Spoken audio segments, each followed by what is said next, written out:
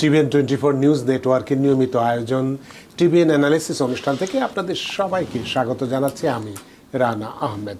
সুপ্রিয় দর্শক, আপনারা এই মুহূর্তে যারা ঘরে টেলিভিশন সেটের সামনে বসে এই অনুষ্ঠানটি দেখছেন কিংবা আরেকটু পরে টেলিভিশন সেটের সামনে বসে আপনাদের এই প্রিয় অনুষ্ঠানটি উপভোগ করবেন, কিংবা এই মুহূর্তে যারা ফেসবুক লাইভে ঢুকেছেন অথবা আরেকটু পরে ফেসবুক লাইভে ঢুকবেন, কিংবা আরও পরে সময় সুযোগ মতো যারা ইউটিউবে অনুষ্ঠানটি দেখবেন তাদেরকেও আগাম স্বাগত জানিয়ে রাখি। সুপ্রিয় দর্শক, আজকে আমরা ট্যাক্স বা আর্থিক বিষয়ে কথা বলবো। আমরা একটি গুরুত্বপূর্ণ দিক নিয়ে একটু আলোচনা করতে চাই, যদিও আলোচনাটি সংক্ষিপ্ত, তবুও একটু আলোচনা করতে চাই। সোশ্যাল সিকিউরিটি বেনিফিটে কি পরিবর্তন আসছে, বিশেষ করে গত 21 তারিখে, এই মাসের 21 তারিখে সিনেটে পাশ হওয়া যে সোশ্যাল সিকিউরিটি ফেয়ারনেস অ্যাক্টের আওতায় এই ক্ষেত্রে কারা একটু লাভবান হবেন বা ক্ষতিগ্রস্ত হবেন কি না আদৌ, সেই বিষয়গুলো নিয়ে একটু কথা বলতে চাই। তার বাইরেও সুপ্রিয় দর্শক, আমরা যে বিষয়গুলো নিয়ে বেশি গুরুত্ব দিব সেটি হচ্ছে 2024 কর বছরে কিভাবে আপনার ট্যাক্সের দায় কমিয়ে আনবেন, এটি একটি গুরুত্বপূর্ণ দিক। সুতরাং যেহেতু ট্যাক্স আমাদের একদম দরজায় নক করছে, আর কয়েকদিন পরেই ট্যাক্স সিজন শুরু হবে, সুতরাং এই বিষয়টি নিয়ে আমরা একটু গুরুত্বের সাথে আলোচনা করতে চাই। এর বাইরেও আমরা আলোচনা করতে চাই 2025 সালের শেষে কি ট্যাক্স যে প্রভিশনসের মেয়াদ শেষ হয়ে যাবে কি না, সেই বিষয়টি নিয়ে আমরা কথা বলবো। এবং সবশেষে আমরা কথা বলবো প্রেসিডেন্ট ট্রাম্প, তিনি যে নির্বাচনের সময় যে প্রতিশ্রুতি দিয়েছিলেন, যে ট্যাক্স সুবিধার কথা বলেছিলেন, সেই প্রতিশ্রুতি আমাদেরকে কতটা সুবিধা দেবে, এই বিষয়গুলো নিয়ে আমরা কথা বলতে চাই। সুপ্রিয় দর্শক, এর বাইরেও আপনাদের তো ট্যাক্স বা আর্থিক বিষয়ে নানান প্রশ্ন থাকবেই। সেই প্রশ্নগুলো করবার জন্য আমাদের টেলিভিশন স্ক্রিনে যে টেলিফোন নম্বরটি ভেসে উঠেছে, তারপরেও আমি বলে দিচ্ছি 646-307-9828, এই নম্বরে ফোন করতে পারেন। কিংবা যাদের ফোন করতে একান্তই অসুবিধা হয় তারা আমাদের এই ফেসবুকেও প্রশ্ন রাখতে পারেন। সবগুলো দেখে শুনে আমরা অবশ্যই সবগুলো প্রশ্নের উত্তর দেওয়ার চেষ্টা করব। এবং ইত্যকার এই সমস্ত বিষয়ে আলোচনা করবার জন্য আমাদের স্টুডিওতে উপস্থিত হয়েছেন আমাদের সকলের প্রিয়জন, প্রিয় মানুষ, প্রিয় মুখ, প্রিয় অ্যাকাউন্ট্যান্ট জনাব পারভেজ কাজী, IRS এনরোলড এজেন্ট এবং CEO কাকাতুয়া এজেন্সি। জনাব পারভেজ কাজী, আপনাকে স্বাগত। ধন্যবাদ রানা ভাই, ধন্যবাদ টিভিএনের অগণিত দর্শক শ্রোতা যারা এই মুহূর্তে আমাদের সাথে যুক্ত আছেন এবং পরবর্তীতে যারা যুক্ত হবেন তাদেরকেও আগাম শুভেচ্ছা। আপনাকেও অসংখ্য ধন্যবাদ যে এই শীতের রাত্রিতে এবং সারাদিনের কর্মক্লান্ত বা কর্মব্যস্ততা উপেক্ষা করে আমাদের স্টুডিওতে আসছেন। এবং কি নিয়ে কথা বলবো সেটা আপনি ইতিমধ্যে কিছু আপনি নিশ্চয়ই বুঝতে পেরেছেন যে বিষয়গুলো, কিন্তু তার আগেও নিশ্চয়ই দর্শক শ্রোতারা সবসময় অপেক্ষা করেন নিশ্চয়ই যে আজকে যেদিন আপনি উপস্থিত থাকেন একটি বিশেষ ব্যবস্থা থাকে আমাদের আলোচনায়, ট্যাক্স কুইজ।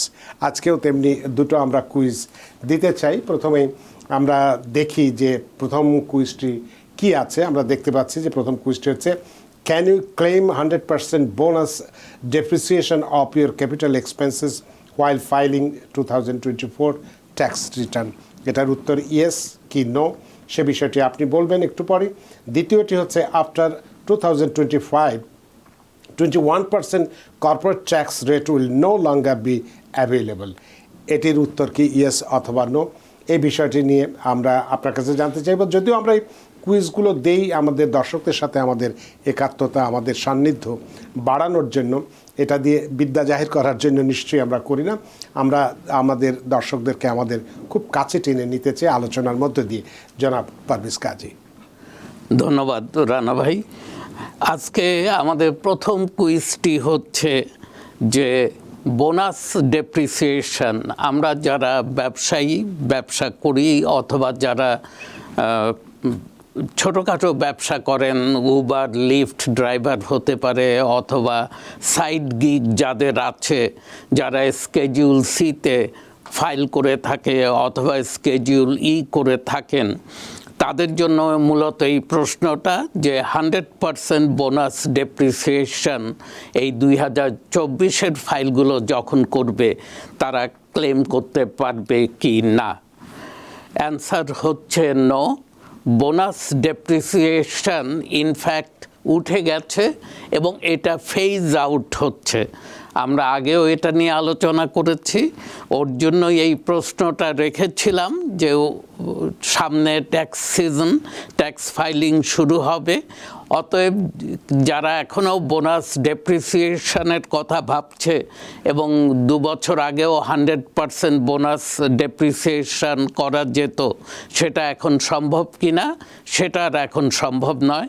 এই বছর আমরা 60% বোনাস ডেপ্রিসিয়েশন ক্লেম করতে পারবো, এর পরবর্তী বছরে 40%, তার পরের বছরে 20% এবং 2027 থেকে বোনাস ডেপ্রিসিয়েশন আর থাকবে না, জিরো হয়ে যাবে। তো এটা হচ্ছে দ্বিতীয় বছর। গত বছর আমরা 80% ডেপ্রিসিয়েট করেছি, এবছর করব 60%। তো 100% বোনাস ডেপ্রিসিয়েশন ক্লেম করা যাবে কিনা, উত্তর হচ্ছে না। দ্বিতীয় প্রশ্নটি হচ্ছে যে কর্পোরেট ট্যাক্স রেট, আমরা জানি এটা 21%, 2025-এর পর এটা 21% থাকবে কি না।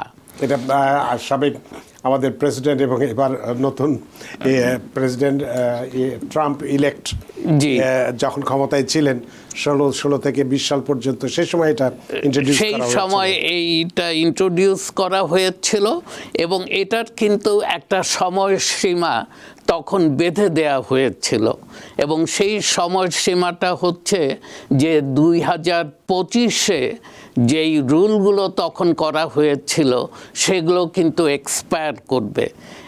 এক্সপায়ার করলে আমরা আবার 2017-তে যেই রুলগুলো ছিল সেখানে ফেরত যাব।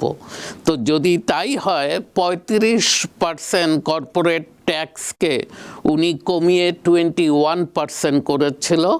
তো 2025-এর পরে 21% ট্যাক্স রেট আর থাকবে না।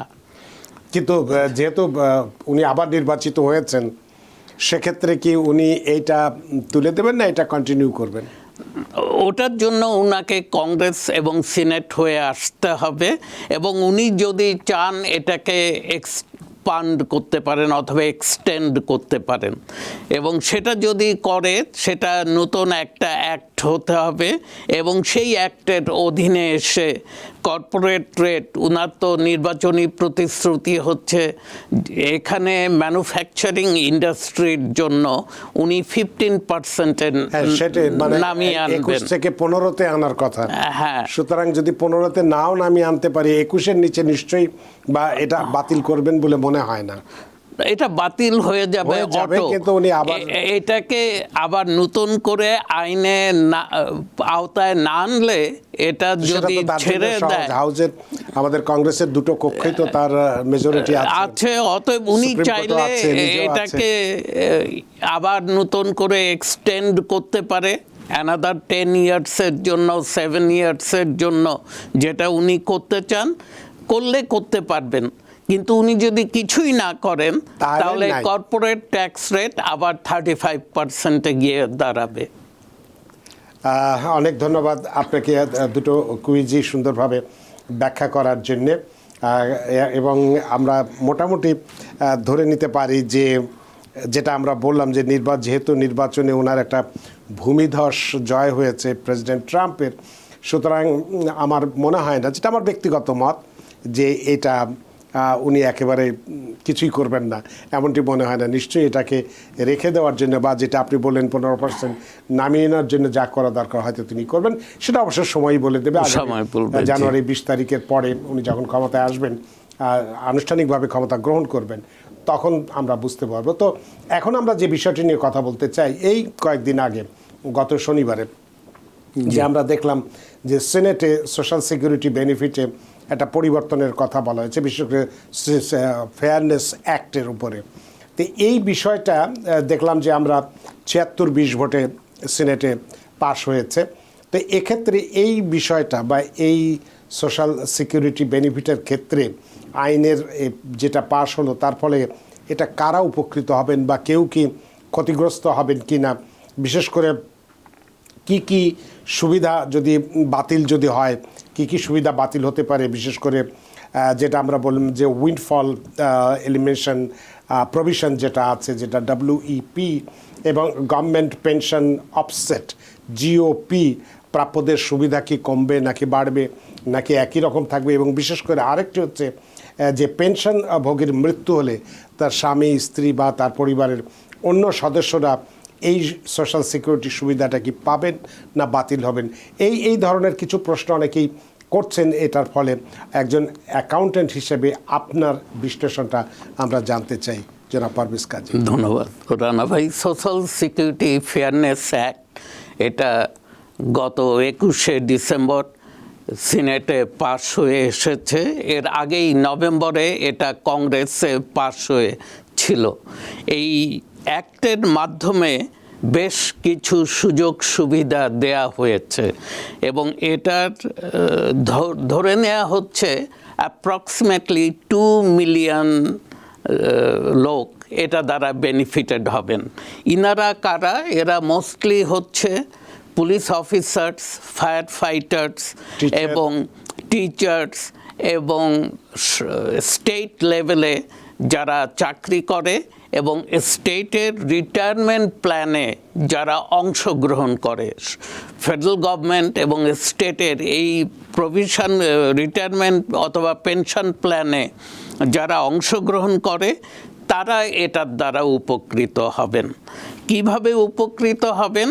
যেহেতু সোশ্যাল সিকিউরিটি বেনিফিট যখন আপনি ক্লেম করেন, আপনি যে পেনশন থেকে যেই পয়সাটা পাচ্ছেন সেটাকে কিন্তু এখানে ডিডাক্ট করে বাকি টাকাটা আপনাকে দেয়া হতো। আপনি দুটোই পেতেন না। বলা হতো অনেক সময় যে ডাবল ডিপিং করা সম্ভব না। কিন্তু এই আইনের অধীনে আগে যেটা করা হচ্ছিল যে পেনশনটাকে অফসেট করে দেওয়া হতো অথবা WEPর মাধ্যমে যে আপনাকে কিছু অঙ্ক থেকে বাদ দেয়া হতো, এখন অ্যাভারেজ করে বলা হচ্ছে অ্যাপ্রক্সিমেটলি প্রত্যেকটা ফ্যামিলি $550 অতিরিক্ত পাবে। এবং এই অতিরিক্ত কবে থেকে পাবে? 2023-এর ডিসেম্বর থেকে। এটাকে রেট্রোঅ্যাক্টিভ এফেক্ট দেয়া হয়েছে। অতএব বেনিফিটটা আসবে 2023 ডিসেম্বর থেকে দেওয়া শুরু হবে। অর্থাৎ প্রত্যেকেই একটা বোনাস চেক পাবে এই জানুয়ারিতে গিয়ে। এবং এই আইনে এটাও বলা হয়েছে যে প্রথমে দেখা যেত যে হাজব্যান্ড যদি সোশ্যাল সিকিউরিটি বেনিফিট পেতেন এবং in case of husband passed away এবং ওয়াইফ হয়তো সরকারি কোনো পেনশনের অধীনে আছেন, উনি হাজব্যান্ডের বেনিফিটটা ক্লেম করতে পারতেন না। কিন্তু এখন দেখা যাচ্ছে যে এই আইনের আওতায় উনি সেই বেনিফিটটা ক্লেম করতে পারবেন। এবং এই আইনের অধীনে বলা হচ্ছে যে অ্যাপ্রক্সিমেটলি $2 বিলিয়ন মতো একটা লায়াবিলিটি সোশ্যাল সিকিউরিটি অ্যাডমিনের উপর গিয়ে পড়বে। এবং যেটা বলা হচ্ছিল যে 2034-এ আমাদের সোশ্যাল সিকিউরিটি হয়তো ইনসলভেন্ট হয়ে যাবে। এই আইনের হওয়ার কারণে এটা প্রেসিডেন্ট কাছ থেকে সিগনেচার নিয়ে আইনে পরিণত হলে বলা হচ্ছে যে সোশ্যাল সিকিউরিটির ইনসলভেন্সি টাইমটা আরও এগিয়ে আসবে, সংকটটা আরো বেশি হবে। অতএব এটা যেমন এক শ্রেণী অবশ্যই তারা উপকৃত হবেন, কিন্তু ওভারঅল সোশ্যাল সিকিউরিটির উপর একটা চাপ পড়বে এবং তাতে হয়তো দেশের বৃহত্তর জনসংখ্যা ক্ষতিগ্রস্ত হতে পারে। জি, অনেক ধন্যবাদ জনাব পারভেজ কাজী বিষয়টা ব্যাখ্যা করার জন্য। কারণ এই আইনটি পাশ হওয়ার সাথে সাথেই অনেকেই প্রশ্ন করেছেন এই বিষয়টি সম্পর্কে। আসলে বিষয়টি তো আপনারা যারা অভিজ্ঞ আছেন, অ্যাকাউন্ট্যান্ট আছেন, তারা যতটা সুন্দরভাবে ব্যাখ্যা করতে পারেন, আমরা পড়ে বিষয়টা অতটা বুঝতে পারি না। সে কারণেই আপনার কাছে এই প্রশ্নটি তোলা ছিল এবং আপনি সেগুলো খুব সুন্দরভাবে জবাব দিয়েছেন। আপনাকে অসংখ্য ধন্যবাদ।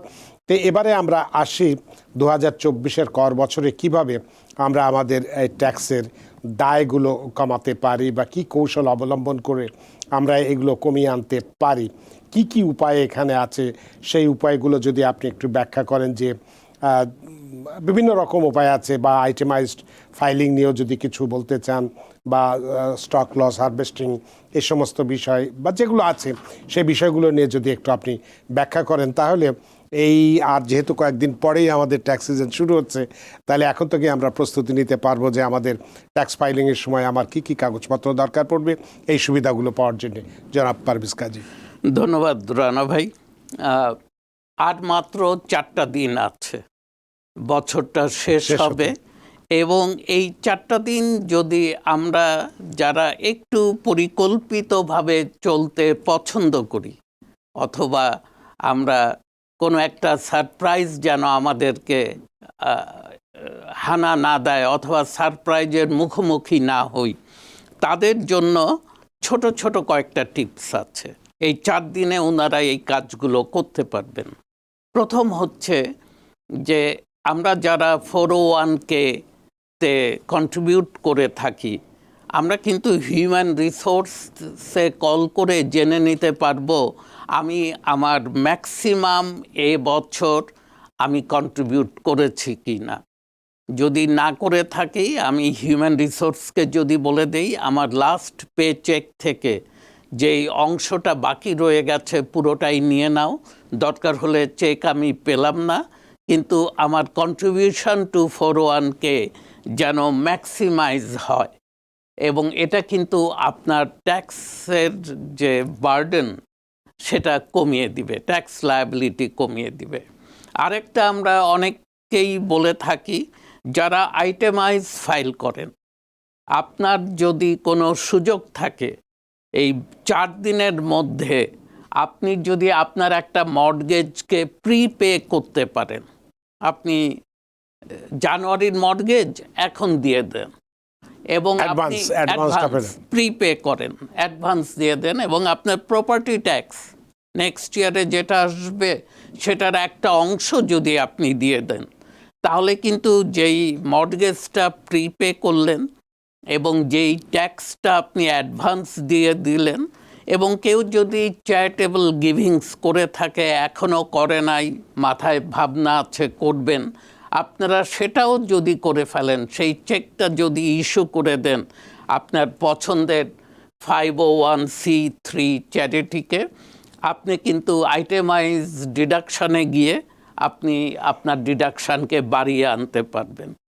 ঠিক তেমনি এইচএসএতে অথবা এফএসএতে কেউ যদি এখনও কন্ট্রিবিউট না করে থাকেন, হেলথ সেভিংস অ্যাকাউন্টে, এবং যদি করার সুযোগ থাকে সেটা আপনার করে ফেলেন। বিজনেস ওনার যারা, তাদেরকে বলবো ওনারা কোনো একটা খরচ হয়তো চিন্তা করছে জানুয়ারি মাসে করবেন, যদি সম্ভব হয় সেই এক্সপেন্ডিচারটা আপনি এই মাসের মধ্যে 31শে ডিসেম্বরের মধ্যে করে ফেলেন, সো দ্যাট আপনি আপনার ফাইলে গিয়ে এই ডিডাকশানটা ক্লেম করতে পারেন। এইভাবে যার যেখানে সুযোগ আছে ছোট ছোট অল্প অঙ্ক যদি আপনি আপনার ডিডাকশানে যোগ করতে পারেন, আপনার লায়াবিলিটি কমে আসবে, এবং আপনার ট্যাক্স রিফান্ড যদি থেকে থাকে রিফান্ডটা বেড়ে আসবে। এই অল্প কয়েকটা টিপস ছিল। আর স্টক লস হারভেস্টিং, এটা নিয়ে বহুবার বলা হয়েছে, আপনারাও জানেন অনেকেই, যারা জানেন না তাদের জন্য আরেকবার বলছি। আপনারা যারা স্টকস, বন্ডস, ইটিএফ এসব জায়গায় বাই অ্যান্ড সেল করে থাকেন, কিনে থাকেন, এবং আপনার বছর শেষে যারা 1099(b) পান, আপনাদের জন্য এটা কিন্তু এই 4টা দিন হচ্ছে শেষ সুযোগ। কোনো একটা পার্টিকুলার স্টক অথবা বন্ড অথবা ইটিএফ যদি ভালো না করে থাকে, মুখ থুবড়ে পড়ে আছে, আমি সাধারণত এই ল্যাঙ্গুয়েজটাই ব্যবহার করে থাকি, আপনারা সেটাকে বিক্রি করে দেন, এবং 30 ডেজ ওটাকে আর ধরবেন না।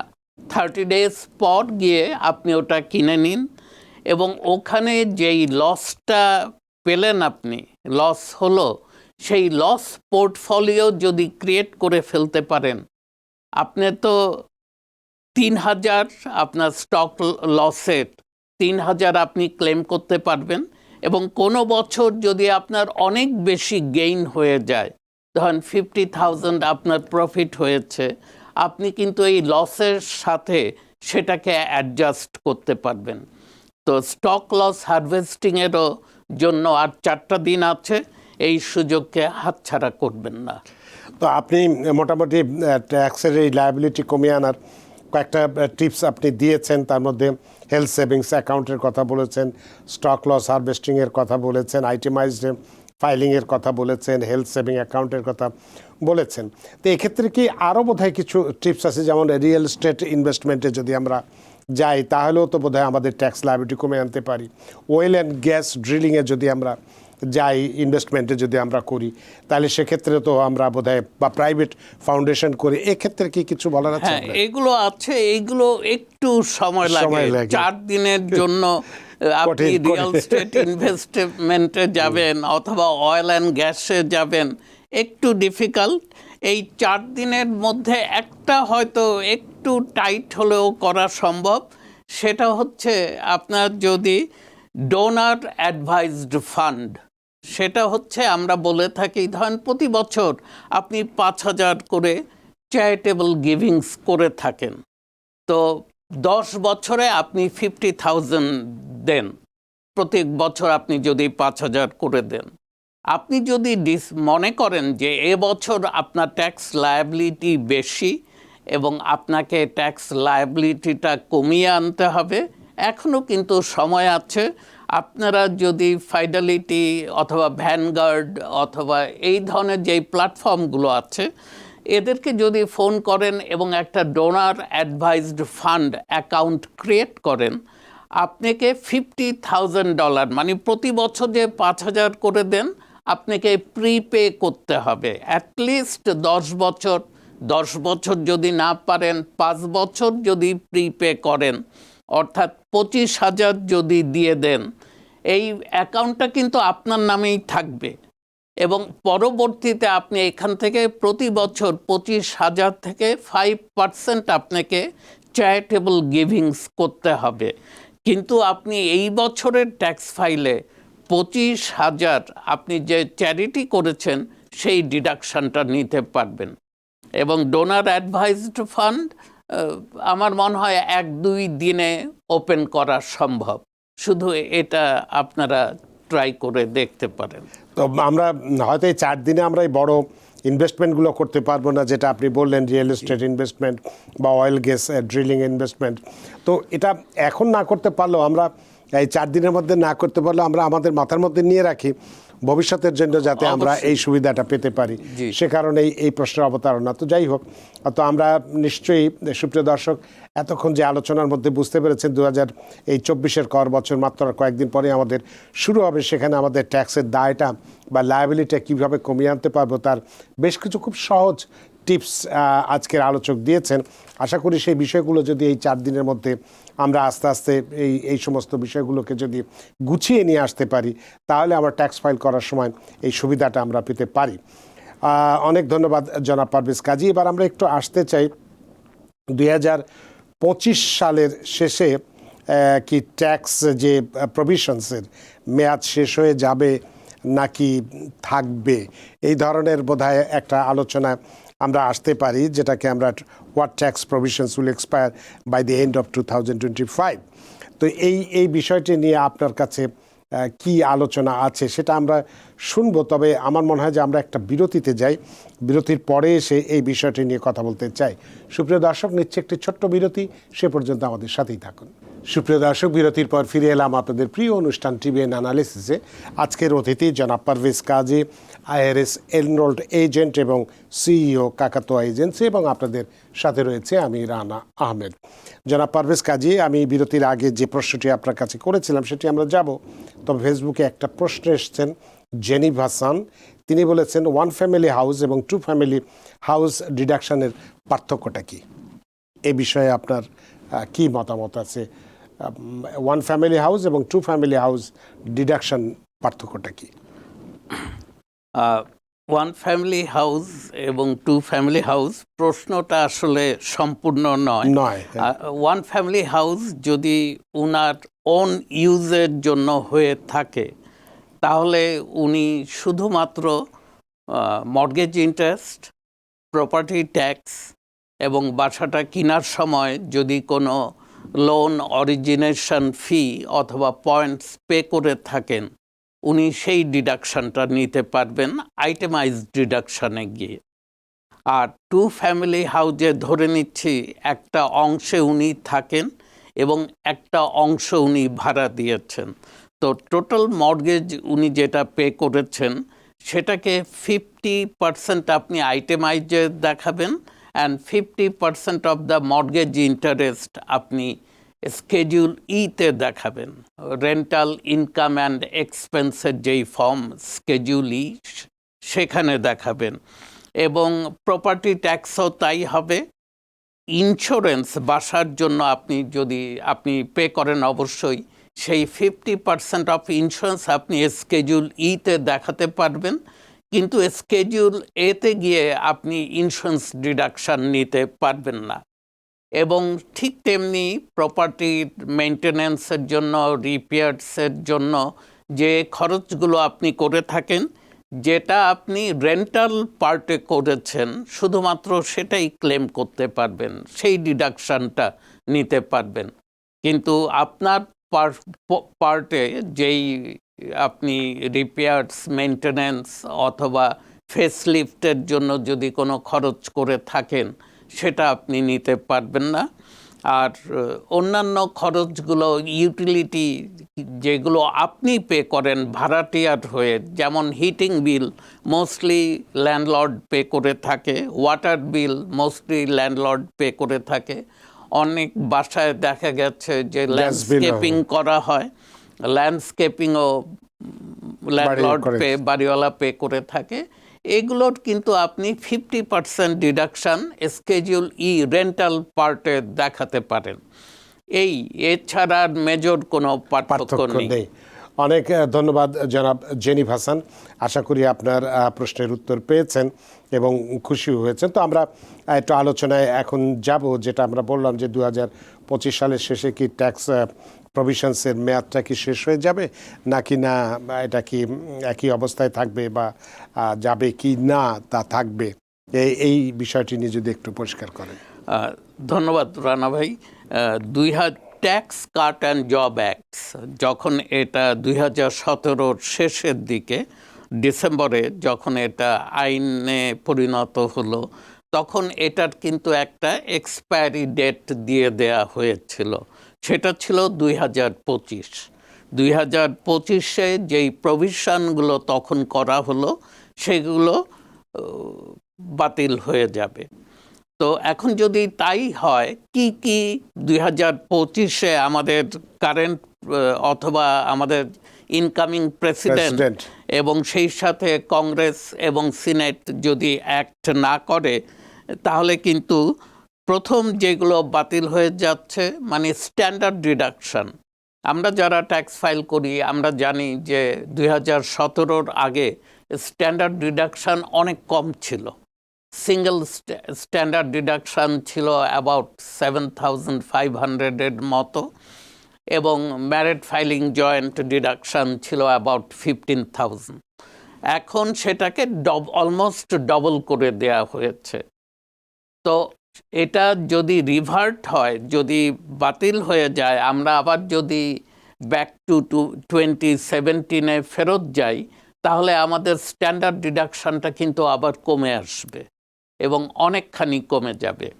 এবং স্ট্যান্ডার্ড ডিডাকশন বাড়িয়ে দিয়ে salt cap, state and local ট্যাক্সের উপরে একটা ক্যাপ দেওয়া হয়েছিল যে আপনারা ম্যাক্সিমাম 10,000 ডিডাক্ট করতে পারবেন সল্টের অধীনে, এর বেশি পারবেন না। 2025-এ এই ক্যাপটা কিন্তু উঠে যাবে, এবং আপনার যদি state and local tax and property tax এগুলো নিয়ে যদি 15-16 হাজার আপনার ডিডাকশান থাকে, আপনি পুরো ডিডাকশানটাই নিতে পারবেন। এই 10,000-এর যে ক্যাপ দেওয়া হয়েছে সেটা থাকবে না। এটা একটা বড় পার্সোনাল এক্সেমশন আমরা অনেকেই জানি, আমরা প্রিভিয়াসলি যারা ফাইল করতাম এতদিনে ভুলে না গিয়ে থাকলে, আপনার ফাইলে যদি 3 জন ডিপেন্ডেন্ট থাকে, আপনি আপনার ওয়াইফ ফাইল করছেন, ধরেন 3 বাচ্চা আপনার সাথে আছে, আপনি 3 দুগুণে 6,000 একটা এক্সট্রা ডিডাকশন পেতেন। এটা কিন্তু 2017 ট্যাক্স কাট অ্যান্ড জব অ্যাক্টসের অধীনে উঠে গিয়েছিল। এটা কিন্তু আবার ফেরত আসবে। তারপর ট্যাক্স রেট, আমরা জানি যে আমাদের হাইয়েস্ট ট্যাক্স রেট ছিল 39.6%, কিন্তু পরবর্তীতে আমাদের ট্যাক্স রেট লিমিট করে দেয়া হয়েছিল যে ম্যাক্সিমাম লিমিটটা হচ্ছে 37%, কিন্তু না, এই 2025-এ যদি ট্যাক্স রিভার্ট হয়ে 2017 পুরনো জায়গায় ফেরত যায়, তাহলে আমাদের হাইয়েস্ট ট্যাক্স রেট কিন্তু আবার সেই 39.6%-এ আসবে। কর্পোরেট ট্যাক্স রেট যেটা এখন 21%-এ আছে, এবং একটু আগে আমরা কথা বলছিলাম যে ইনকামিং প্রেসিডেন্ট ট্রাম্প এবং তার কংগ্রেস এবং সিনেট যদি ইনঅ্যাক্ট না করে, তাহলে এই কর্পোরেট ট্যাক্স রেট কিন্তু 35%-এ গিয়ে দাঁড়াবে। তো আমরা আশা করছি যে প্রেসিডেন্ট ট্রাম্পের অনেকগুলো নির্বাচন প্রতিশ্রুতি ছিল ট্যাক্সের উপর ভিত্তি করে, অতএব উনি শীঘ্রই হয়তো ক্ষমতায় আসার পর উনি অ্যাক্ট করবে এবং ওনার নির্বাচন প্রতিশ্রুতিতে যেই বেনিফিটগুলো আছে সেটাও একটু বলে রাখতে চাই এই সুযোগে। সেটা অবশ্যই, কারণ প্রেসিডেন্ট যেটা ইলেক্ট আমাদের ট্রাম্প নির্বাচনী প্রতিশ্রুতিতে নানান রকম প্রতিশ্রুতি দিয়েছিলেন যে ট্যাক্সের ক্ষেত্রে অনেক সুবিধা দেবেন মানুষজনকে, যারা উচ্চবিত্তের আছে তারা তো পাবেই, ইভেন যারা নিম্নবিত্ত যারা আমরা আছি তারাও অনেক সুবিধা পাবেন। সেক্ষেত্রে কি ধরনের প্রতিশ্রুতি তিনি দিয়েছিলেন এবং তিনি কি ধরনের প্রতিশ্রুতি পালন করে আমাদের সুবিধা দেবেন, একজন অ্যাকাউন্টেন্ট হিসেবে আপনার কাছে একটু বিশ্লেষণ চাই। আমরা কিন্তু প্রথম থেকেই আগাগোড়া লক্ষ্য করেছি যে প্রেসিডেন্ট ট্রাম্প উনি কিন্তু প্রপোনেন্ট অফ ট্যাক্স কাট, উনি কিন্তু সবসময় ট্যাক্স কাটের কথা বলেছেন, যদিও ট্যাক্স কাটটা একটু ডিসপ্রপোর্শনেট, হাই ইনকাম গ্রুপ একটু বেশি বেনিফিট পান, কিন্তু আমরা যারা নিচের দিকে আছি আমরাও কিছুটা হলেও তো ট্যাক্স কাট পেয়েছি, সুবিধা পেয়েছি, তো সেটা তো অস্বীকার করার কিছু নেই। এই বছর নির্বাচন প্রতিশ্রুতিতে উনি যেই কয়েকটা খুব বিশেষভাবে উল্লেখযোগ্য, তার মধ্যে হচ্ছে সোশ্যাল সিকিউরিটি ইনকাম। আমরা কিন্তু এখন সোশ্যাল সিকিউরিটি ইনকামের উপরে, বেনিফিটের উপরে আমরা কিন্তু ট্যাক্স পে করে থাকি, এবং সেটা ম্যাক্সিমাম 85%-এর উপর আমরা ট্যাক্স পে করে থাকি। যারা অনেক স্বল্প আয়ের তাদের কিন্তু কোনো ট্যাক্স পে করতে হয় না, একটা লিমিট আছে, সেই পর্যন্ত কোনো ট্যাক্স নেই, তারপর থেকেই ট্যাক্সটা এসে প্রযোজ্য হয়। প্রেসিডেন্ট ট্রাম্প বলেছে সোশ্যাল সিকিউরিটি বেনিফিটস অথবা income will not be taxable, এটা ট্যাক্স একেবারে উঠিয়ে দেবেন এটার উপর থেকে ট্যাক্স। আরেকটা সার্ভিস ইন্ডাস্ট্রিতে যারা আছে, যারা টিপ পেয়ে থাকে, উনি বলেছেন টিপ ইনকামও হোটেল রেস্টুরেন্টে, বিশেষ করে হোটেল রেস্টুরেন্ট, ক্যাব ড্রাইভার, যারা সার্ভিস ইন্ডাস্ট্রিতে আছে, উনাদের কোনো উনাদের পুরো টিপ ইনকামটাই হবে ট্যাক্স ফ্রি, ট্যাক্স এক্সেম্পট। তারপরে আরেকটা উনি বলেছেন ওভারটাইম ইনকাম, এটা কিন্তু একটা বড় ইনকাম, এবং 34 মিলিয়ন পিপল আমেরিকাতে ওভারটাইম করে থাকেন। ওভারটাইম ইনকামটাও ট্যাক্স ফ্রি হবে, ট্যাক্স এক্সেম্পট হবে।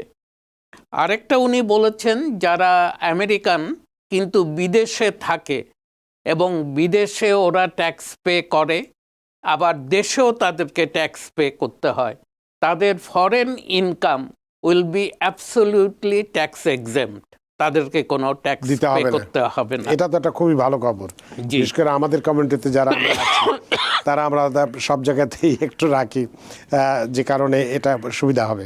জি, তারপরে উনি বলেছেন কর্পোরেট ট্যাক্স, স্পেশালি যেই ম্যানুফ্যাকচারিং ইন্ডাস্ট্রি, যারা আমেরিকাতে ম্যানুফ্যাকচার করে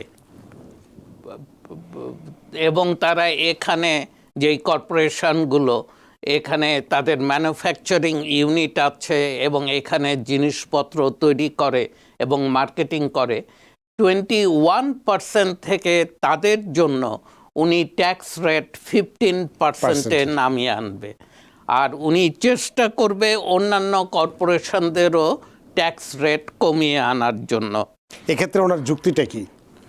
উনি এটা লোকাল ম্যানুফ্যাকচারিং ইন্ডাস্ট্রিকে একটু প্রমোট করার জন্য, তাদেরকে সাহায্য করার জন্য উনি এটা করতে চাচ্ছেন। সেই সাথে কি কর্মসংস্থান বৃদ্ধি পাওয়ার জন্য? হ্যাঁ, কর্মসংস্থান বৃদ্ধি পাবে এবং আমাদের এখানে আসলেই আমরা যে কোনো কিছু তৈরি করার জন্য একটু বহির্বিশ্বের দিকে তাকিয়ে থাকি।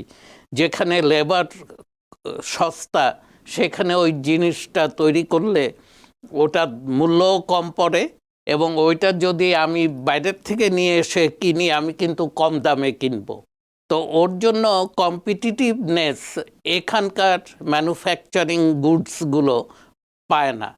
তো তাদেরকে কম্পিটিটিভনেস দেওয়ার জন্য উনি ট্যারিফের কথা বলছেন, যে উনি ট্যারিফ বসাবেন বাইরের জিনিসের উপরে, দেশের 10% বা tariff বসানোর স্পেশালি কথা। চায়নার উপর তো আরো আরো বেশি। বেশি।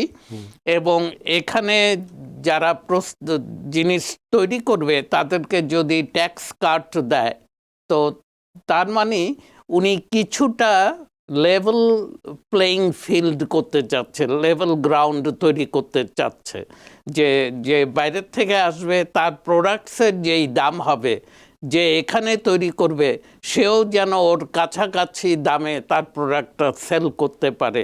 এই সুযোগটা করে দেওয়ার জন্যই এইটা ওনার প্রপোজাল। তো এটা তো যেটি আমরা একদম নিরপেক্ষ দৃষ্টিকোণ থেকে চিন্তা করি, তাহলে দেখা যাচ্ছে যদি উনি ওনার এই নীতিটাকে বাস্তবায়িত করতে পারেন, তাহলে একদিকে যেমন আমেরিকার কর্মসংস্থান বৃদ্ধি পাবে, আবার যেহেতু উনি, অনেকেই আমরা সমালোচনা করে থাকি যে এভাবে যদি ট্যাক্স বাড়ানো যেটা আছে, যদি বা বাইরে থেকে যেটা আসবে তার উপরে যদি ট্যাক্স বসায়, জিনিসের দাম বেড়ে যাবে।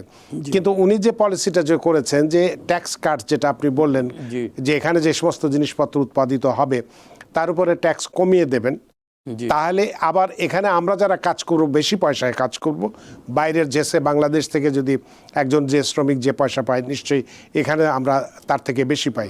কিন্তু এখানে ওই সমন্বয়টা করার জন্য চিন্তা করছেন, তো এটা তো অর্থনীতির জন্য একটি ভালো পজিটিভ। অবশ্যই। এবং আরেকটা আছে ওনার, সেটা হচ্ছে যে auto loan will be deductible. মানে অটো লোন, এখানে অবশ্যই একটু ক্যাচ আছে, সেটা হচ্ছে আপনি যদি আমেরিকান গাড়ি কিনেন এবং আপনি যেই লোন ইন্টারেস্ট পে করবেন, সেটা কিন্তু আপনি আপনার পার্সোনাল ট্যাক্স ফাইলে গিয়ে ডিডাক্ট করতে পারবেন।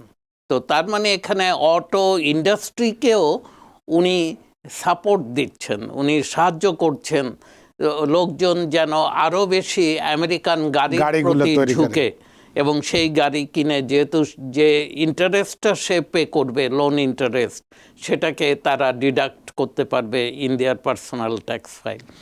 তো এই ধরনের অনেকগুলো নির্বাচনী প্রতিশ্রুতি আছে ওনার, এবং আমরা ডেফিনেটলি ওই দিকে তাকিয়ে থাকব যে কবে এই প্রতিশ্রুতিগুলো উনি রাখেন।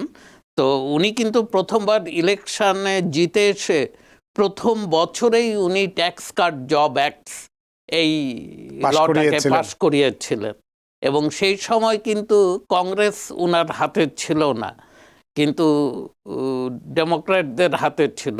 কিন্তু এখন যেহেতু তিনটাই উনার হাতে, কংগ্রেসের দুটো কক্ষই উনার, এবং সেই সাথে তো উনি আছেন, অতএব আমরা আশা করব যে খুব শিগগিরই এই আইনগুলো উনি হয়তো বাস্তবে রূপ দিতে পারবেন। তার মানে আপনি একজন অ্যাজ অ্যান অ্যাকাউন্ট্যান্ট, অভিজ্ঞ অ্যাকাউন্ট্যান্ট হিসেবে আপনার যে মূল্যায়ন সেটা হচ্ছে যে প্রেসিডেন্ট ট্রাম্প মানে ইলেক্ট, তিনি যে নির্বাচনী প্রতিশ্রুতি দিয়েছেন এবং যে আমেরিকাকে গ্রেট আমেরিকা বানাতে চাচ্ছেন, সেক্ষেত্রে তার নির্বাচনী প্রতিশ্রুতি এবং যেহেতু কংগ্রেসের উভয় কক্ষই তার নিয়ন্ত্রণে, পাশাপাশি সুপ্রিম কোর্ট এবং তিনি নিজে, অর্থাৎ 4টে প্রতিষ্ঠানই তার হাতে রয়ে গেছে। সেই ক্ষেত্রে যেটা আমরা আশা করতেই পারি যে সামনের দিনটা সত্যি সত্যি ভালো হতে যাচ্ছে, এটাই বোধহয় আপনার আলোচনার মধ্যে দিয়ে বেরিয়ে আসতো। জনাব পারভেজ কাজী, আসলে আমাদের হাতে সময় নেই, না সময় থাকলে আমরা আরও বেশ কিছু বিষয় নিয়ে কথা বলতে পারতাম, যেহেতু সময়ের দড়িতে আমরা বাধা, তাই অনুষ্ঠান শেষ করতে হচ্ছে। আপনাকে ধন্যবাদ দিতে চাই যে এই শীতের রাত্রিতে বা শীত উপেক্ষা করে সারাদিনের ক্লান্তি উপেক্ষা করে আমাদের স্টুডিওতে উপস্থিত হয়েছেন এবং খুব সুন্দর অনেকগুলো বিষয় নিয়ে আপনি কথা বলেছেন। সত্যি আমরা ঋদ্ধ, আমরা প্রাণিত। ধন্যবাদ রানা ভাই, ধন্যবাদ টিভিএনের অগণিত দর্শক শ্রোতা যারা আমাকে এই এতক্ষণ শুনলেন। আপনাকে আবারও ধন্যবাদ। সুপ্রিয় দর্শক, এতক্ষণ আজকে আমরা বেশ কিছু কথা বলেছি সোশ্যাল সিকিউরিটি বেনিফিটে কী ধরনের পরিবর্তন আসছে, বিশেষ করে সোশ্যাল সিকিউরিটি ফেয়ারনেস অ্যাক্টে। যদিও এটার লোক সংখ্যা কম, কিন্তু তারপরও বিষয়টি একজন হলেও আমাদের আলোচনার বিষয়বস্তু হয়ে দাঁড়ায়, যেহেতু সেই একজন মানুষও আমাদের সহযোগী বা আমাদের কাছের মানুষ হিসেবে আমরা বিষয়টি কথা বলতে চাই।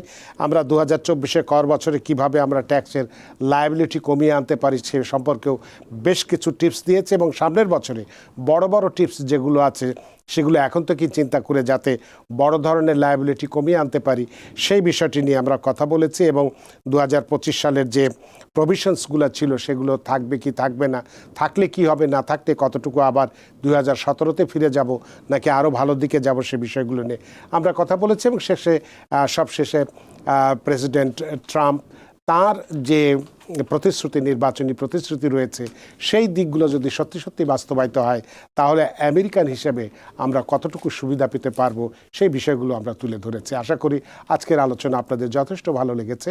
সুপ্রিয় দর্শক, যে যেখানেই থাকুন ভালো থাকুন, সুস্থ থাকুন, নিরাপদে থাকুন টিভিএন 24 নিউজ নেটওয়ার্কের সাথেই। শুভরাত্রি।